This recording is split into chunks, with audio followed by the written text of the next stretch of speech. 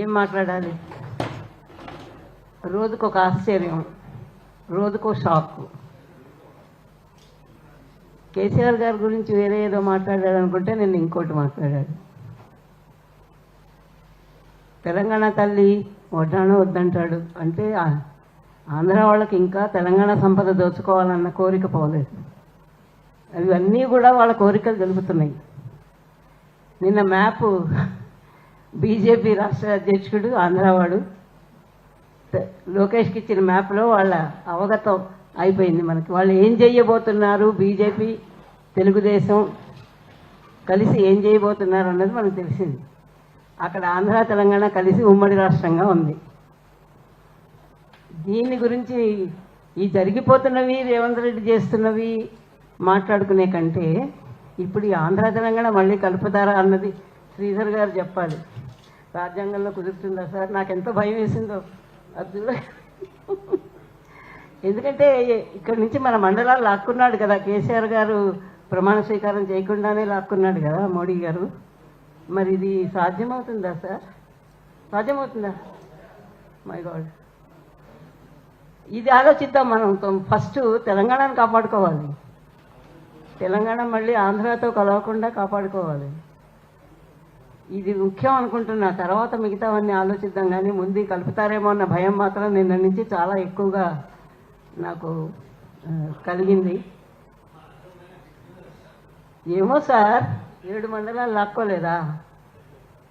ఎందుకంటే నేను జీవితం అంతా జయశంకర్ గారు, ఆనందరావు తోట వాళ్ళు పడ్డ తపన చూసిన ప్రత్యక్ష సాక్షిని.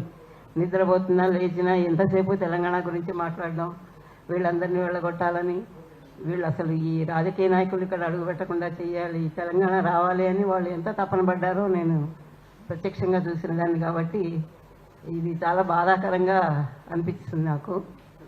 ఇంకోటి ఏంటంటే వీటి కాకుండా ముందు దీన్ని ఎట్లా ఎదుర్కోవాలన్నది ఒకటిను. తర్వాత మనం కొంత ప్రజలకి, సామాన్యులకి, మనం ఇక్కడ ఉండే వాళ్ళకి కొన్ని చెప్పగలవా? ఫ్రీ బస్సు పెట్టగానే ఆటోలన్నీ ఖాళీ అయ్యి ఆటో వాళ్ళు చాలామంది ఆత్మహత్యలు చేసుకున్నారు కదా. ఇక్కడ సెటిల్ అయిన ఆంధ్ర వాళ్ళ గొప్పతనం అంతా వాళ్ళ ఆర్థికంగా వాళ్ళు బాగా ఉండడం మాత్రమే అని నా ఉద్దేశం. అందుకని నేనైతే వెళ్ళను. ఆంధ్ర హోటల్స్కి వెళ్ళకపోవడం, ఆంధ్ర హాస్పిటల్స్కి వెళ్ళకపోవడం, ఆంధ్ర స్కూళ్ళల్లో మన పిల్లల్ని చేర్చకపోవడం, ఈ 3 చేస్తే హోటళ్ళు, హాస్పిటళ్ళు, స్కూళ్ళు ఇవే వాళ్ళ సంపాదన, కబ్జాలు పక్కన పెడితే. కాబట్టి ఈ 3 కనుక మనం అవాయిడ్ చేయగలిగితే, మన తెలంగాణ ప్రజల్ని వెళ్లకుండా చేయగలిగితే వాళ్ళకి కొంచెం జట్కా తగులుతుందని నాకు అనిపిస్తుంది. ఇది చాలా చేయాలి. ఇది ఎప్పుడో కూడా పాతకాలంలో కూడా మాట్లాడాం. కానీ ఇది చాలా సినిమాలు అసలు చూడకూడదు. ఏం సినిమాలో నేను సినిమా చూస్తాను, 15 ఏళ్ళు అయింది. సినిమాలు అసలు చూడనే కూడదు.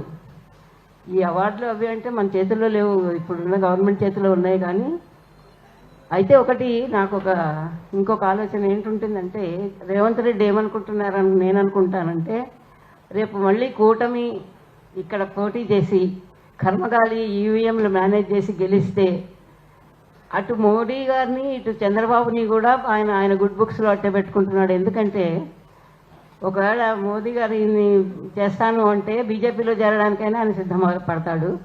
లేదు తెలుగుదేశం వాళ్ళు ఎక్కువ కొలిచి చంద్రబాబు ఇన్ని చేస్తాడు అనుకుంటే తెలుగుదేశంలో మళ్ళీ ఎప్పుడు తలుపులు తెరిచి ఉంటాయి కాబట్టి చేరతాడు. కానీ ఒక పొరపాటు మాత్రం చేస్తున్నాడు రేవంత్ రెడ్డి. ఇదొకటి రేవంత్ రెడ్డి గారికి బాగా చెప్పాలి. ఒకవేళ ఇక్కడ కర్మగాలి తెలుగుదేశం గెలిస్తే చంద్రబాబు ఇక్కడ, ఆయన కొడుకు ఆంధ్రాలో ఉంటాడు, కానీ రేవంత్ రెడ్డి రాడు. అది ఆయనకు చాలా షాక్ తగులుతుంది. పోతే ఆయన బినామీ ఆస్తులు ఈయనకు మిగలచ్చు, కానీ అధికారం మాత్రం చంద్రబాబు చచ్చినా ఇంకెవరికి ఇవ్వడు. తెలంగాణ ఏలాలన్నదే ఆయన అసలు కోరిక. అందుకని నేను అనుకోవడం, నాకు ఈ 2 భయాలు మాత్రం చాలా ఉన్నాయి. అందుకే ఇక్కడికి వచ్చా, ఏం మాట్లాడతారు, ఎట్లా రక్షించుకోవాలని. అయితే మన తెలంగాణ ప్రజల్ని చైతన్యపరచడానికి ఇవి మాత్రం చాలా, ఆంధ్ర అన్న పేరున్న షాపుల్లో కానీ, హాస్పిటల్స్కి కానీ, హోటల్స్ కానీ వెళ్లకుండా మాత్రం ఆపాలి. ఇది నాకు చాలా ఖచ్చితమైన కోరిక. తర్వాత నేనైతే పని మనుషులను కూడా పెట్టుకోను. అక్కడి నుంచి అందరూ ఇక్కడ వాళ్ళే వస్తారు.